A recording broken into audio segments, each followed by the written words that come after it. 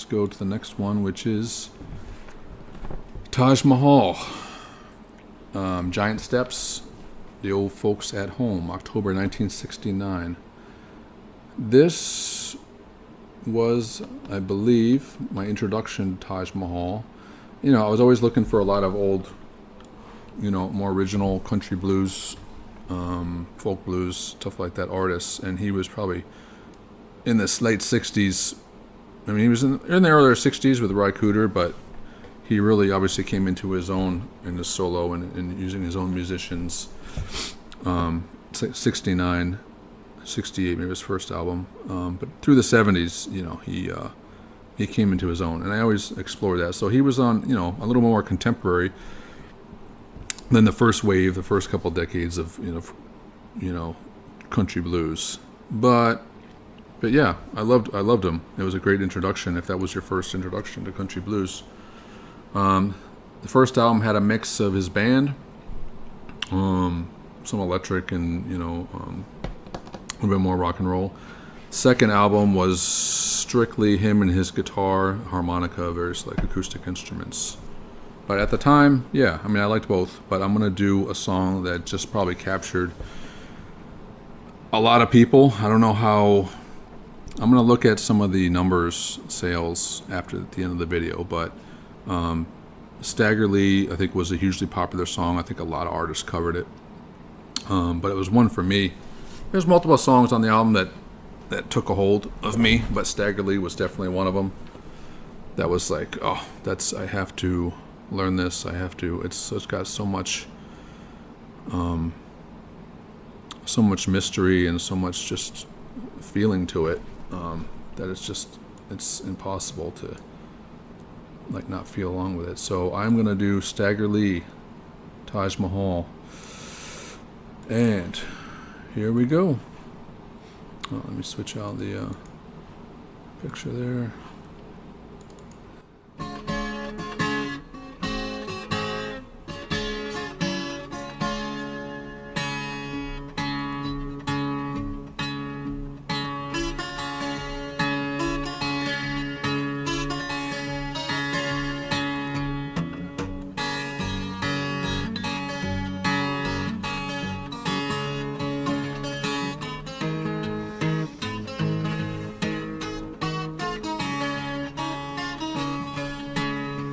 Could be on a rainy morning, could be on a rainy night.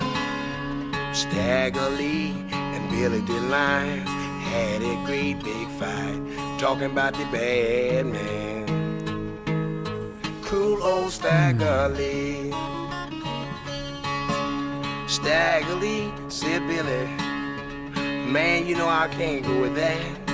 I done want all your money and your great big stairs and hat, talking about the bad man, cruel old Stagger Lee. Stagger Lee said, Billy, man, don't take my life.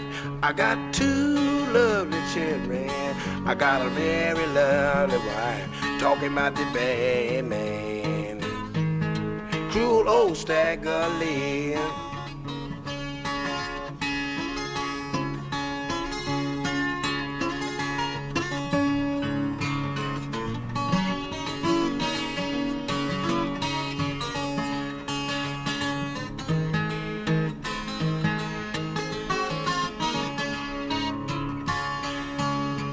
Stagger Lee shot Billy, shot the boy so bad, the bullet went through Billy, broke the bartender's looking glass, talking about the bad man, cruel old Stagger Lee.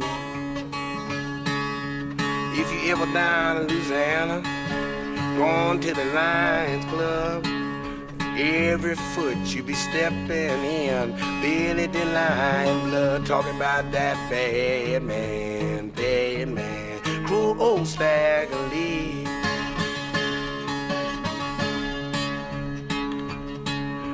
It could be on a rainy morning, it Could've been on a rainy night. Oh, Stagger Lee and Billy DeLine had a great big fight, talking about that bad man, cruel old Stagger Lee.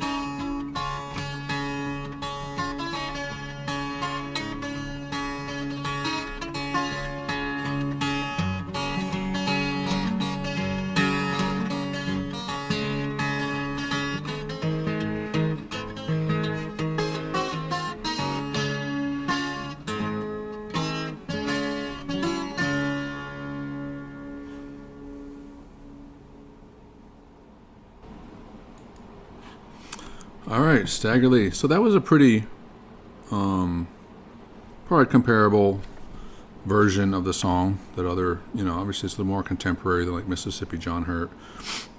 And probably, I don't know if I looked up the song and see how many people did it. I'm sure even like Peter, Paul, and Mary and folk groups did the song too. So it was covered a lot of times and a lot of different styles, and sort of had that trending popularity no matter what instrumentation and what artist decided to do it. But yeah, after getting into like rock and exploring jazz, country blues was a prominent part of stuff that I was interested in playing and trying to crack the code. Blues in general, electric blues and stuff like that too, but country blues was a whole different code, and obviously it's a little different, especially the technique of playing it and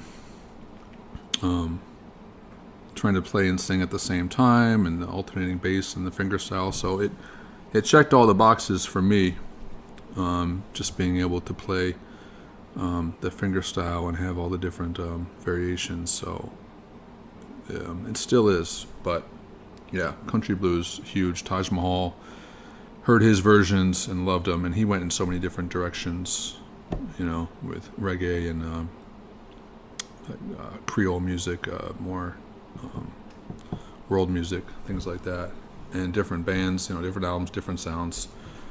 But huge, he just explored so much, so I admired him greatly for what he could do. So Taj Mahal, let's see, I got a little snippet because he's had some interviews regarding some of that early interviews with that stuff.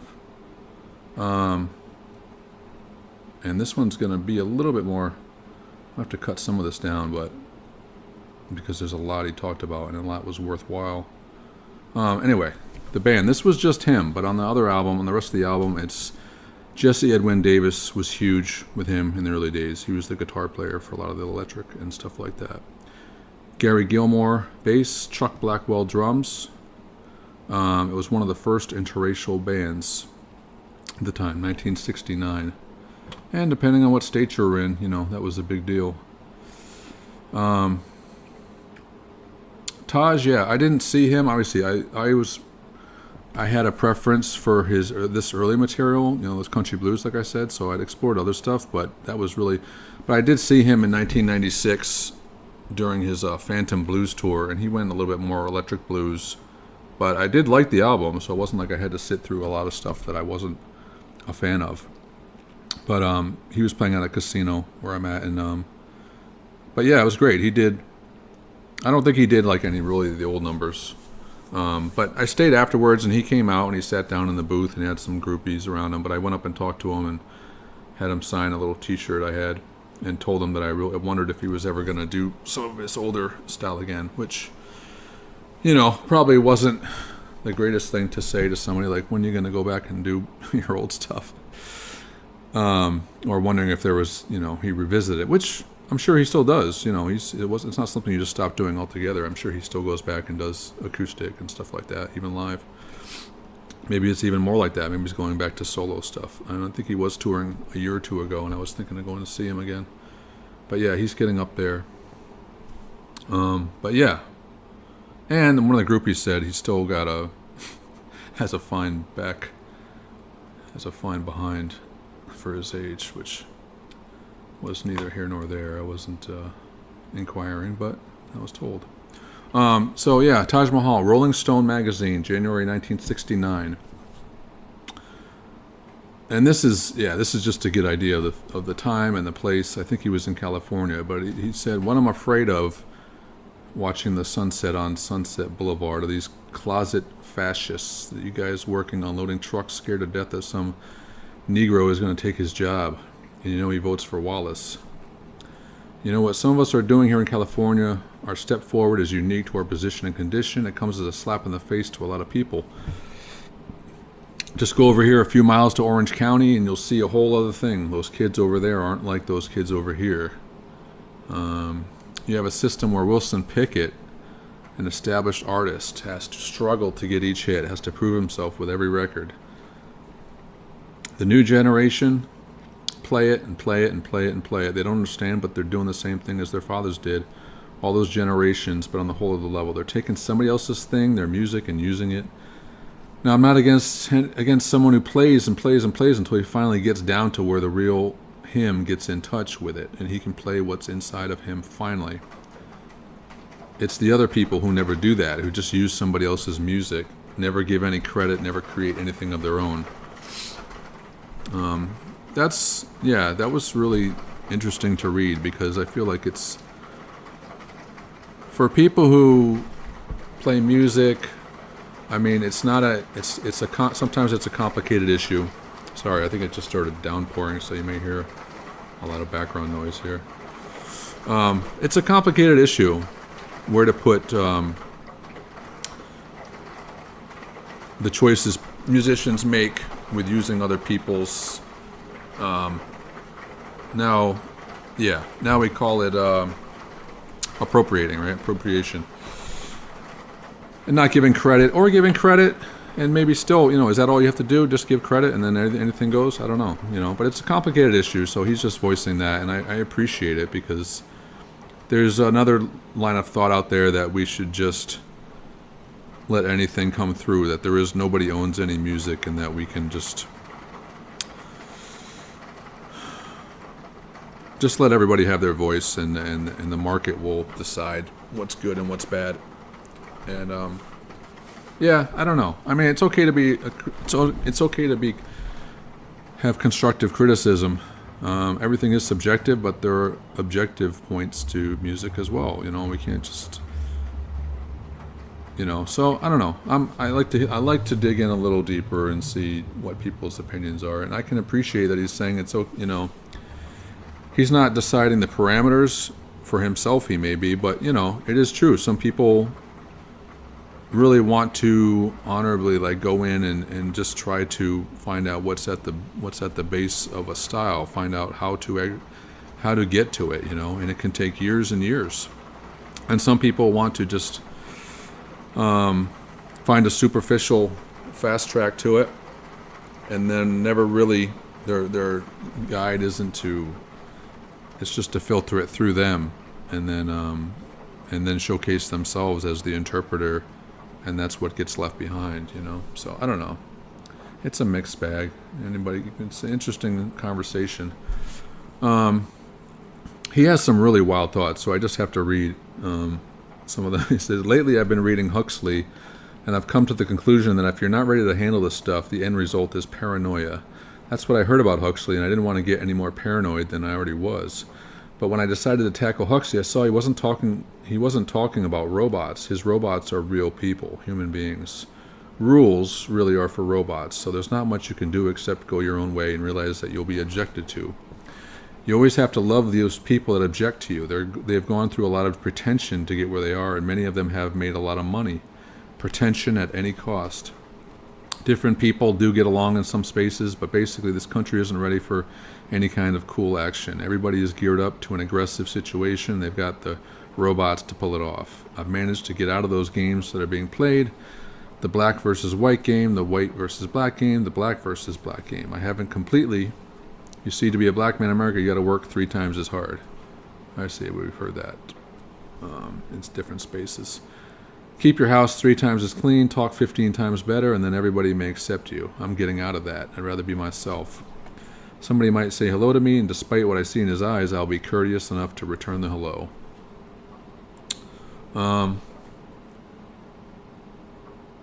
He goes into some more historical. I went to college, got a degree in animal science. I could be an animal doctor if I want to, but I went to school basically to see what other people were like. School was very easy, so I enjoyed listening to other people's ideas much more. You can't learn how to live in a draggy situation until you get away from it. I know I have something to say, and I'm beginning to work it into my music. And I think this was the first album where he was beginning to work into his music, although he was still doing in this idiom, in this style, and was doing a lot of covers, and putting out like portrayals of this style of music. But I think it was early in his career, so he was beginning to find his own. I've used other people's ideas to begin, but that's all right because you start where you know best. Gradually, I'll go on to my own thing. Let me find. I don't want to read this whole thing, but it's.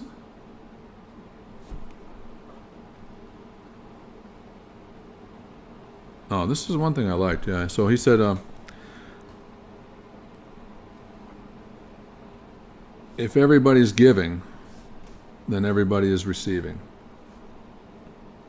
That's simple, but poignant.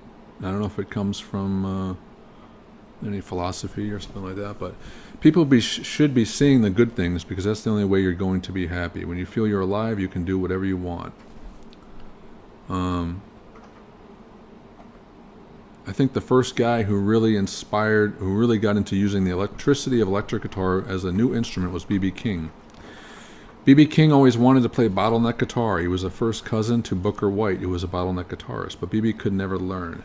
So he took advantage of electricity, distortion, feedback, overtone, introduced a new style. He started the single-line style of blues. He completely removed from the country corny bunch who used very small lines. B.B. got into playing melodic passages, singing, and backing up his voice. He said blues, country western, and bluegrass is real music for their people. They say things in their music that they wish they could say in real life. I think I'll stop there. But yeah, there's some great snippets from Taj Mahal from that year. I'm just looking strictly in the year that he put these albums out. Anyway, and have a good one. Bye-bye.